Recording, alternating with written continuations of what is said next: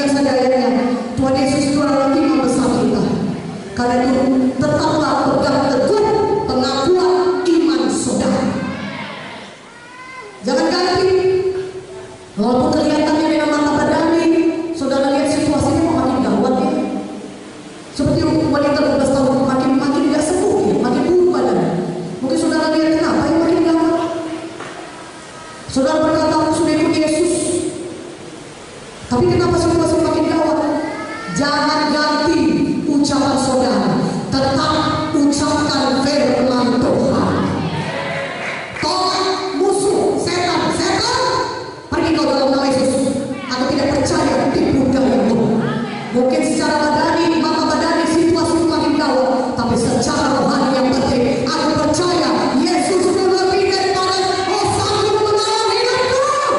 Tidak ada yang mustahil bagiku, tidak ada yang terlalu sulit bagi Tuhan Yesus. Mana benya?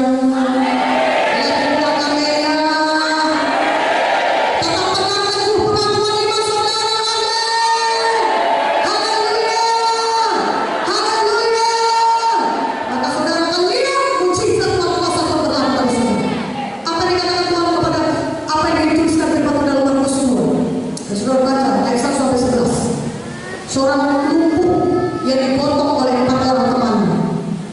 Dia lumpuh bukan hanya lumpuh pakai tongkat, saudara. Dia nggak bisa bergerak sama-sama. Itu makanya dia butuh 4 orang teman yang memotong dia. Tidak ada harapan bagi orang tersebut. Secara dokter mungkin tidak bisa disembuhkan.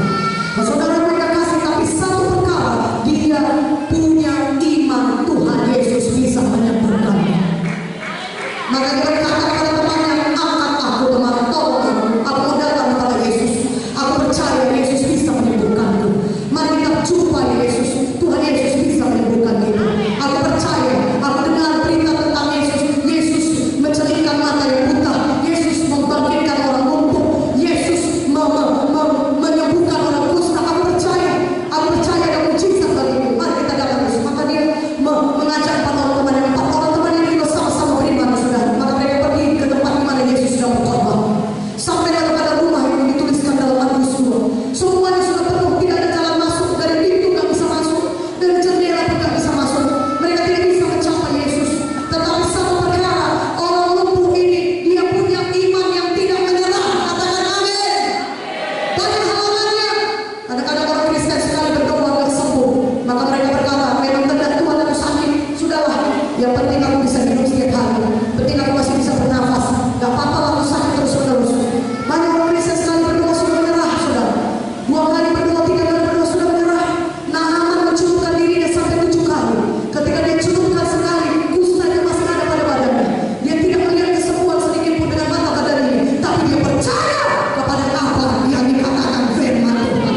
Kalau firman Tuhan berkata saudara sembuh, tidak peduli bagaimanapun sakit saudara, masih saudara lihat, percaya, maka saudara pasti sembuh. Bertindak. Sama seperti orang lumpuh ini, dia bertindak. Tidak bisa masuk dari pintu jendela, berkata